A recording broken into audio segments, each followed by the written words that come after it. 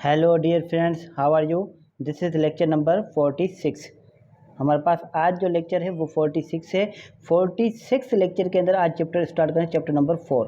Chapter number 4 के अंदर दो ही आर्टिकल हैं, आर्टिकल 70 और आर्टिकल 71। ठीक है डियर फ्रेंड्स, इससे पहले हमने चैप्टर जो क्लियर किया था वो चैप्टर नंबर 3 क्लियर किया था। कौन सा चैप्टर हमने क्लियर किया था? Chapter number 3। Chapter number 3 clear किया था। चैप्टर नंबर 3 के अंदर आर्टिकल 18 से लेकर आर्टिकल 69 तक डिस्कस किया था। ये जो हमारे पास था चैप्टर 3 वो था रेलिवेंसी ऑफ फैक्ट्स के बारे में। और आज जो बात हम कर रहे हैं चैप्टर नंबर 4, चैप्टर नंबर 4 बात करता है ओरल एविडेंस के बारे में। अब ओरल एविडेंस कौन दे सकता है, आइए देख लेते हैं। और आर्टिकल 70 कहता है proof of facts bye oral evidence. ठीक है, कोई भी हकीकत हो उसको साबित करने के लिए हमारे पास प्रूफ ऑफ फैक्ट्स, किसी भी हकीकत को साबित करने के लिए ज़बानी गवाही देना, ज़बानी गवाही देना। All facts except the contents of documents may be proved by oral evidence. मतलब सब की सब हकीकतें ओरल एविडेंस के थ्रू हमारे पास, हम ओरल गवाही के हमारे पास ज़रिए साबित किए जा सकते हैं। सब की सब हकीकतें ज़बानी गवाही के ज़रिए साबित की जा सकती हैं, मगर एक जो डॉक्यूमेंट्स है उस डॉक्यूमेंट्स के अंदर जो लिखा गया है ना, ठीक है, उसके बारे में ओरल ज़बानी गवाही नहीं चलेगी। जैसा कि एक डॉक्यूमेंट्स तो है वो कोर्ट में पेश कर दिया कि डॉक्यूमेंट्स इटसेल्फ एक एविडेंस है, ठीक है, और हमारे पास बेस्ड एविडेंस है डॉक्यूमेंट्स इटसेल्फ, डॉक्यूमेंट्स खुद जो है। मगर जो डॉक्यूमेंट्स के अंदर लिखा गया, यहाँ पर बात की कर रहे हैं हम कंटेंट्स। तो वर्ड जो है कंटेंट्स, कंटेंट मीन्स मवाद। डॉक्यूमेंट्स के अंदर जो लिखा गया है ना, उसके बारे में कोई शख्स आकर कोर्ट में आकर गवाही दे, कोई एविडेंस दे, डिपोजिशन दे, डिपोज करे आके कि ये जो अंदर जो लिखा हुआ है ना, जो कंटेंट्स है, जो मवाद है वो झूठा है, ठीक है, या फिर कहे वो सच्चा है, तो फिर वो एविडेंस हमारे पास एडमिसिबल नहीं होगी। ठीक है, ऐसे शख्स की गवाही नहीं चलेगी। ठीक है, कंटेंट्स ऑफ डॉक्यूमेंट्स की एविडेंस नहीं चलेगी, कंटेंट्स ऑफ डॉक्यूमेंट्स की ओरल एविडेंस नहीं चलेगी। आ रही बात समझ में? एक अब बात जहन में रख लें कि एक हमारे पास प्रिंसिपल ऑफ एविडेंस लॉ है कि let the best evidence be produced, कि सबसे बेहतर जो एविडेंस हो, गवाही हो ना, वो पेश की जाए बिफोर द कोर्ट, कोर्ट के सामने। And the best evidence is the document itself. और जो डॉक्यूमेंट्स है ना, उससे ज़्यादा तो कोई एविडेंस हो ही नहीं सकती। आ रही बात समझ में? हम बात कर रहे हैं ओरल एविडेंस की। आ रही बात समझ में? ओरल एविडेंस चैप्टर नंबर 4 आप पढ़ेंगे। हमारे पास कौन से आर्टिकल्स के साथ? ये हमारे पास सेक्शन जो आर्टिकल है 70 आप पढ़ेंगे। Must be read with article 72 और 76 के साथ आप पढ़ेंगे इसको। यहाँ तक बात समझ में आ गई? ठीक है डियर फ्रेंड्स, मतलब जो भी एविडेंस होगी, ठीक है, वो आप ज़बानी गवाही के ज़रिए भी साबित कर सकते हैं, सबकी सब हकीकत है, मगर सिवाय जो डॉक्यूमेंट्स के अंदर जो लिखा गया है ना, जो मवाद लिखा गया है, उसके बारे में ज़बानी गवाही नहीं दे सकते आप। उसके बाद चलते हैं हम आर्टिकल 71। आर्टिकल 71 बात करता है oral evidence must be direct. अब ओरल एविडेंस जो है ना, वो डायरेक्ट होनी चाहिए, मतलब वो जो है बराह रास्त होनी चाहिए। आई बस कैसे? Oral evidence must in all cases whatever be direct, that is to say, मतलब ओरल जो एविडेंस है ना, ज़बानी गवाही जो है ना, वो बराह रास्त होनी चाहिए, मतलब डायरेक्ट होनी चाहिए। कैसे? हमारे पास यहाँ पर कितने दिए गए हैं? हमारे पास कंडीशन दिए गए हैं 1 2 3 4 कंडीशंस दी गए हैं। ठीक है, 4 कंडीशन के अंदर वो डायरेक्ट एविडेंस दे सकते हैं। ठीक है, कैसे? हमारे पास कंडीशन नंबर 1 है कि if it refers to a fact, जब वो एक हकीकत का हवाला दे रही हो कोर्ट, जब विच कुड बी सीन, जो कि देखा गया हो, किसी के ज़रिए वो बात देखी गई हो, ठीक है, जो कि देखा गया हो।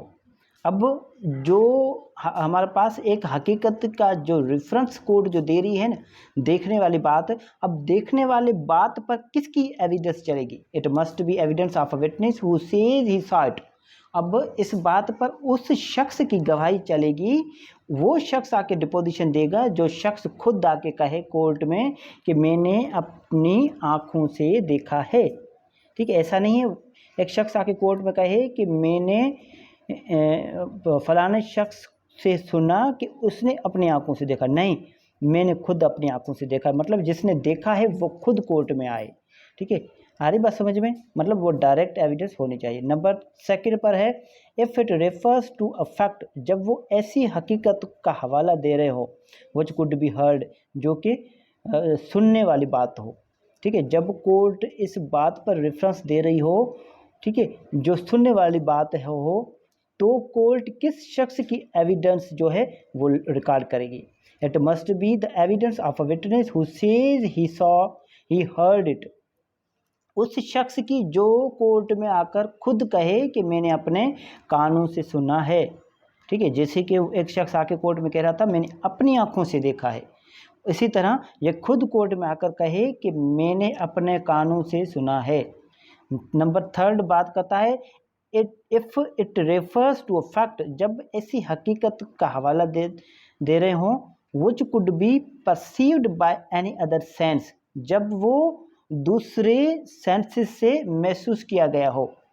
ठीक है, जब ऐसे हकीकत का हवाला कोर्ट में दिया जा रहा हो और कोर्ट को उस बात पर गवाही लेने की ज़रूरत हो कि हमारे पास इसमें यह है कि विच could be perceived by any other sense, कि किसी ने इस चीज़ को महसूस किया है। परसीव्ड वर्ड जो है परसीव्ड, ठीक है, परसीव्ड मतलब महसूस करना, कि एक शख्स ने महसूस एक चीज़ को महसूस किए, or in any other manner, या फिर किसी भी तरीके से उसने उसको महसूस किया है, तो फिर इस पॉइंट पर किसकी एविडेंस कोर्ट रिकॉर्ड करेगी? It must be the evidence of a witness who says he perceived it. अब सिर्फ उस शख्स की एविडेंस कोर्ट में रिकॉर्ड की जाएगी और एडमिसिबल रहेगी जो शख्स खुद आकर कोर्ट में कहे कि ये मैंने महसूस किया है, ये सेंस जो है मैंने परसीव्ड किया है, अरे ये हकीकत मैंने परसीव्ड की है, इट बाय दैट सेंस, उसके उस सेंस के ज़रिए, आर इन दैट मैनर, या फिर किसी भी तरीके से। जैसा कि एक बात है कि ये बात किसने महसूस की है, एक शख्स, तो फिर उस शख्स की एविडेंस चलेगी, वो शख्स जो कि खुद कोर्ट में आकर कहे कि सर मैंने अपने इन हाथों से इस चीज़ को टच करके महसूस किया है, या फिर मैंने अपनी ज़ुबान से इसको टेस्ट करके चेक किया है। ठीक है, उस शख्स की एविडेंस एडमिसिबल हो गई। यहाँ तक बात क्लियर है? उसके बाद एक और आ जाता है, ठीक है, 4 नंबर। इफ़ 4 नंबर आए, if it refers to an opinion or to the grounds on which that opinion is held.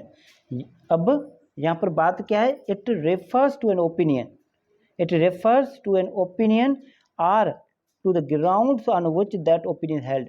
अब किसी ख्याल या फिर जो ख्याल कोई शख्स रख रहा है, ठीक है, वो किस बुनियाद पर ख्याल वो रखता है। फॉर एग्जांपल कोई ऐसा ख्याल रखता है कि ये जो मर्डर हुआ है ये उस बंदे ने किसी फलान को, कोई एक्स वाई जेड किसी का नाम लेता है, जैसा कि एक्स वाई जेड। अब ख्याल कौन रख रहा है? यहाँ पर ख्याल रख रहा है हमारे पास ए ये ओपिनियन रख रहा है कि मैं सोचता हूँ, मेरा ख्याल है कि ये एक्स वाई या जेड ने कत्ल किया है। ठीक है, ठीक है, अब ये इसका ख्याल हो गया। अब ये किस बुनियाद पर ऐसा ख्याल रखता है? ठीक है, तो ऐसी किस्म की गवाही किससे रिकॉर्ड की जाएगी? अब ऐसा कोई ख्याल रखता है या फिर ऐसे ख्याल का बुनियाद रखता है अपने पास, कि वो जो ख्याल रखता है वो किस बुनियाद पर रखता है, तो फिर इस बात पर किसकी एविडेंस कोर्ट रिकॉर्ड करेगी? ठीक है, it must be evidence of a person who holds that opinion.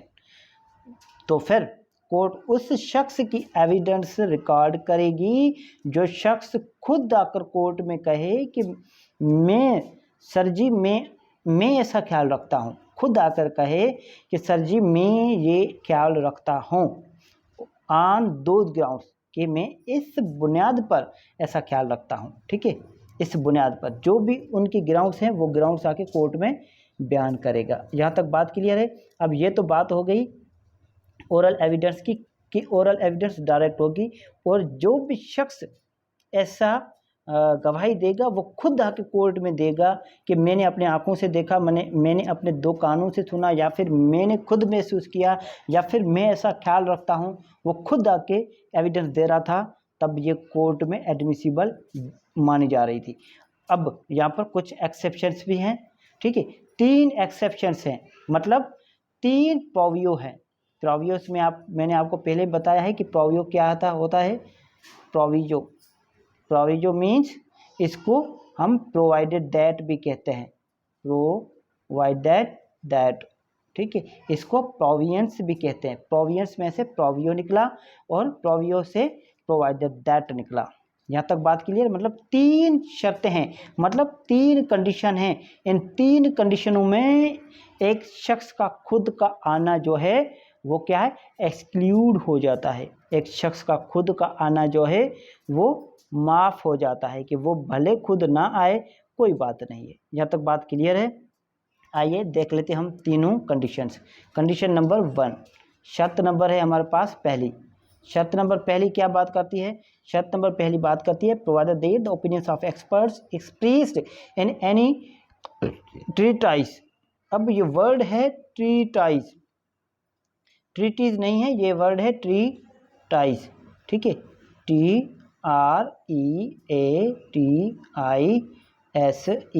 Treatise.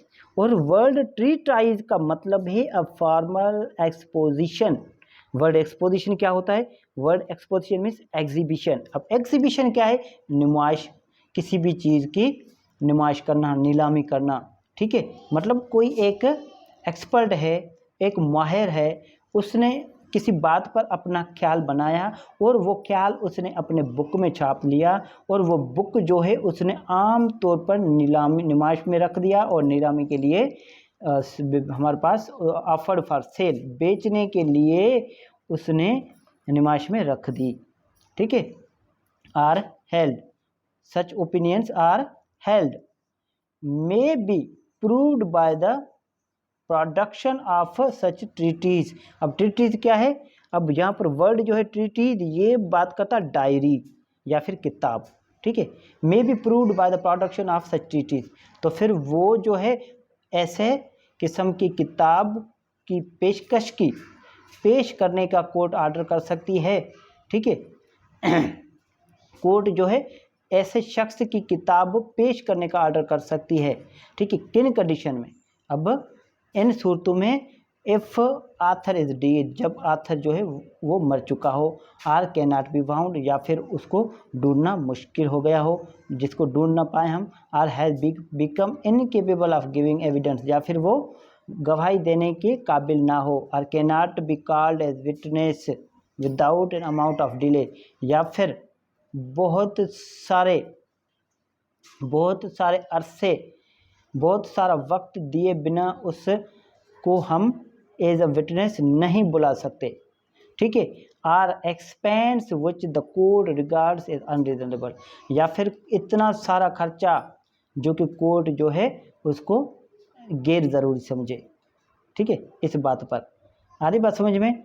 इन 3 बातों पर, जब वो जो है बुक लिखने वाला खुद जो मर चुका हो, या फिर उसको ढूंढना मुश्किल हो, उसको ना ढूंढ पाएँ, या फिर वो गवाही देने के काबिल ना हो, या फिर उसको हमारे पास एज अ विटनेस हम विदाउट अमाउंट ऑफ डिले और एक्सपेंस के हम नहीं बुला सकते।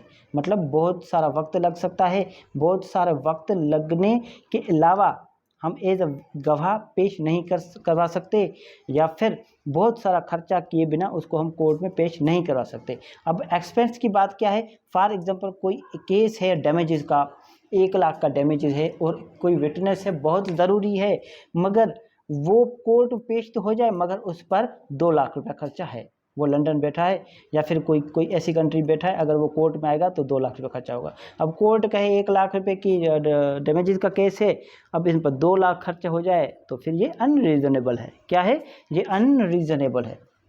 यहाँ तक बात क्लियर डियर। अब चलते हैं कंडीशन नंबर 2 पर। ठीक है, इन सूरत में, फर्स्ट सूरत में क्या है, वो उसकी बुक मंगवा कर, ठीक है, जो बुक है ना, ट्रीटीज जो है ना, वो खुद तो एविडेंस नहीं देगी, अब उनको कोर्ट एग्जामाइन करेगी। अरे बस कोर्ट उनको, उनकी इंस्पेक्शन करेगी, कोर्ट उनको चेक करेगी। ठीक है, आ रही बात समझ में? उस बुक के अंदर क्या लिखा हुआ है, कोर्ट खुद तो नहीं बोलेगी ना। ठीक है, वो शख्स आथर जो है, लिखने वाला खुद नहीं आ रहा, उसकी किताब जा रही है, किताब को देखा जाएगा कोर्ट में। ठीक है, अब कंडीशन नंबर 2 जो है ना, provided that, provided further that if oral evidence refers to the existence or condition of any material thing other than a document। अब कोई, जब हमारे पास शर्त ये है, दूसरी नंबर कंडीशन ये है, जब कोई ज़िबानी गवाही की बात चल रही हो, गवाही का हवाला चल रहा हो, जब कोई ऐसी मौजूदगी किसी चीज़ की, मटेरियल थिंग मतलब कोई मटेरियल थिंग मतलब ऐसी चीज़ जिसको हम छू सकें, जिसको हम देख सकें, जिसको हम हमारे पास महसूस कर सकें, तो फिर वो मटेरियल थिंग है। ठीक है, अगर कोई ख्याल रखता है तो फिर मैं ख्याल को तो नहीं दे सकता, ना ही ख्याल को सोच सकता हूँ। आ रही बात समझ में? अगर कोई चीज़, फॉर एग्जांपल मेरे पास गन है, चाकू है, आप गन को देख सकते हो, उसको छू सकते हो। चाकू है, चाकू को आप देख सकते हो और चाकू को आप छू भी सकते हो। यहाँ तक बात क्लियर है? ठीक है dear friends. Other than a document, मतलब डॉक्यूमेंट के अलावा कोई भी मटेरियल चीज़ हो जिसको हम छू सकें, डॉक्यूमेंट्स ना हो, मतलब हमारे पास कागज़ ना हो, डॉक्यूमेंट्स ना हो, डॉक्यूमेंट मतलब इंस्ट्रूमेंट ना हो जिन पर लिखा हुआ हो, वो ना हो। ठीक है, द कोर्ट में if it thinks fit require the production of such material thing for its inspection. तो फिर कोर्ट चाहे तो फिर ऐसे मटेरियल की, ऐसी चीज़ की हमारे पास प्रोडक्शन करवा सकती है। ठीक है, इंस्पेक्शन के लिए, कि उसका मुआयना करे कोर्ट। ठीक है, जबकि वो जो हमारे पास वो चीज़ जो है, एक खुद चीज़ कोर्ट में आकर नहीं बोलेगी, चीज़ की क्या होगी, इंस्पेक्शन होगी। अब फॉर एग्जांपल क्रिमिनल केस है, क्रिमिनल केस क्राइम वेपन मंगा लिया कोर्ट ने। ठीक है, अब क्राइम वेपन खुद आके थोड़ी बोलेगा कि मैंने बी को मारा है। उससे देखा जाएगा कि क्राइम कौन सा है, क्राइम से क्या हुआ है, वही क्राइम है। क्राइम अब जो है वो वेपन जो है, अब क्रिमिनल को दिखाया जाता है, एक्यूज को दिखाया जाता है, कंप्लेनेंट को दिखाया जाता है, मुशीर को दिखाया जाता है, जो भी गवाह होते हैं उन सबको दिखाया जाता है कि वही ये बंदूक जो है वही है, नहीं है। अब सिविल केस है, सिविल केस के अंदर कोई मशीन वगैरह मंगवा ले, कोई भी चीज़, एनीथिंग, तो फिर वो हमारे पास एविडेंस एडमिसिबल होगी उन पर। ठीक है, जो भी कोर्ट की ओपिनियंस आए। फिर जहाँ तक बात क्लियर है, उसके बाद चले जाते हैं हम provided further that, third number पर। कहाँ पर जाते हैं हम? अब जा रहे हैं हम थर्ड नंबर पर। ठीक है, थर्ड नंबर पर देखते हैं, provided further that if a witness is dead. अब ये बात कर रहा है डाइंग डिक्लेरेशन। ठीक है, हमारे पास कंडीशन नंबर 1 भी जो है डाइंग डिक्लेरेशन के बारे में बात कर रहा था। ठीक है, मगर यहाँ पर कंडीशन नंबर 3 जो है, प्रोविजंस नंबर 3 जो है, वो डाइंग डिक्लेरेशन के बारे में बात करता है। If a witness is dead, जब एक गवाह मर चुका हो, और कैन नॉट बी फाउंड, या फिर उसको ढूंढना मुश्किल हो, उसको ना ढूंढ पाएँ, और has become incapable of giving evidence, या फिर वो जो गवाह है वो गवाही देने के काबिल नहीं है, और his attendance can not be procured without an amount of delay, या फिर उस गवाह की एविडेंस हम बिना किसी वक्त ज़ाया किए हासिल नहीं कर सकते। प्रोक्यूर्ड मतलब हासिल करना, ऑब्टेन करना। बिना वक्त ज़ाया किए, बहुत सारा वक्त ज़ाया किए बिना हम उसकी गवाही हासिल नहीं कर सकते। और एक्सपेंस, या फिर बहुत सारा खर्चा किए बिना, which under the circumstances of the case, जो कि केस के जो भी हालात हों, the court regards as unreasonable, जो कि कोर्ट समझे कि ये गैर ज़रूरी है, ये तो ज़रूरी नहीं है, ठीक है, ये गैर ज़रूरी है, ठीक है।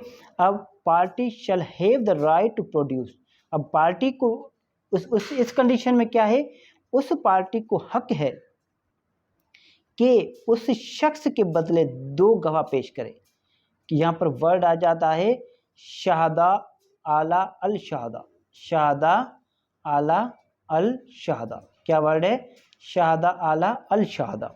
इस वर्ड का मतलब क्या है, ठीक है, अंडर प्रोविजन नंबर 3 शहादा अल्लाह अल शहादा literally means attestation of witnesses, ठीक है, ये अटेस्टेशन है विटनेस का, ये विटनेस की अथॉरिटी है, ठीक है। Under article 71 provision number 3 gives the right to the original witness to produce 2 witnesses in place of the same, मतलब जो एक जो गवाह है ना, उसके बदले फॉर एग्जांपल किसी केस में ए जो है वो गवाह था, विटनेस था, ठीक है, मगर ए जो है मर चुका है, या फिर ये इसको नहीं ढूंढ पा रहे, या फिर वो कोर्ट में नहीं आ सकता गवाही देने के लिए, या फिर इसको हम कोर्ट में लेकर आने के लिए हमें बहुत सारा वक्त चाहिए, या फिर बहुत सारा खर्चा चाहिए, तो फिर इसके बदले हम 2 गवाह और पेश कर सकते हैं, जैसा कि बी और सी को।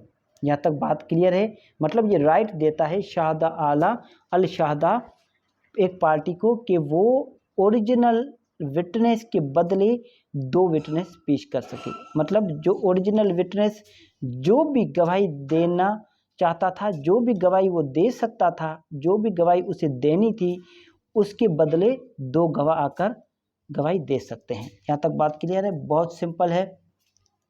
Bye which a witness can appoint 2 witnesses, ठीक है, शहादा आला अल शहादा के जरिए वो जो विटनेस है ना, वो अपने तरफ से 2 गवाहों को मुंतखब करेगा, ठीक है। टू डिपोज, डिपोज वर्ड की माना क्या है, डिपोजिशन, गवाही देना। To give evidence on his behalf, उसके बिहाफ पर, उसके बदले, ठीक है, आई बात समझ में, उसके बिहाफ पर गवाही देना। Except in the case of हुदूद, मगर यहाँ पर कंडीशन के अंदर भी कंडीशन दी गई है, कंडीशन के अंदर भी एक कंडीशन दी गई है कि हुदूद केस के अलावा, हुदूद केस मीन्स मर्डर, ठीक है, मर्डर हो गया या जो भी केस हो गए, ठीक है, जिसकी सज़ा 10 साल से ज़्यादा हो, वो हुदूद केसेस के अंदर आते हैं, ठीक है, मुस्लिम लॉज के अंदर, ठीक है। अब क्यों इसके अंदर ये एक्सेप्शन दी है कि ये इसमें 2 गवाह, एक ओरिजिनल गवाह के बदले 2 गवाह अपॉइंट करके कोर्ट के अंदर नहीं भेज सकता है, क्यों ऐसा बात, फॉर एग्जांपल कोई मर्डर का ट्रायल चल रहा है, जो मेन विटनेस है वो लंदन बैठा है, और वो 2 विटनेस वहाँ से अपॉइंट कर दे, ठीक है, वो विटनेस आकर पाकिस्तान आकर गवाही दे दें, और गवाही दे दें और उन गवाही पर किसी इनोसेंट पर्सन को कन्विक्शन हो जाए, ठीक है, किसी हमारे पास बेगुनाह शख्स को सज़ा हो जाए, ठीक है, 2 गवाह आके झूठी गवाही दे दें, ठीक है, 2 उनके बदले 2 गवाह आ गए, उसने अपने 2 बंदे जो है मुंतखब किए, वो दोनों बंदों ने आके कोर्ट में आके गवाही दी, और उस गवाही पर उसको मौत की सज़ा हो गई, ठीक है, सारी बात समझिए। तो फिर ये तो हुई सरासर नाइंसाफ़ी। तो इसीलिए ऐसे हुदूद केसेस जो भी हमारे पास बड़े बड़े केसेस हैं, इसके अंदर ये नहीं दे सकते। यहाँ तक बात क्लियर है, बहुत सिंपल है, ठीक है। अगर समझ में ना आए तो आप मुझसे रब्ता कर सकते हैं। मेरा व्हाट्सएप नंबर 0300334728 है, उन पर आप मुझसे रब्ता कर सकते हैं। ये हमारी बेयर रीडिंग चल रही है। हमारी बेयर रीडिंग जैसे मुकम्मल होगी, फिर लॉ ऑफ एविडेंस के ऊपर, लॉ ऑफ एविडेंस के ऊपर हम एक एक वर्ड, एक एक टॉपिक और एक एक चैप्टर को डिटेल में डिस्कस करेंगे, ठीक है dear friends. Thank you so much.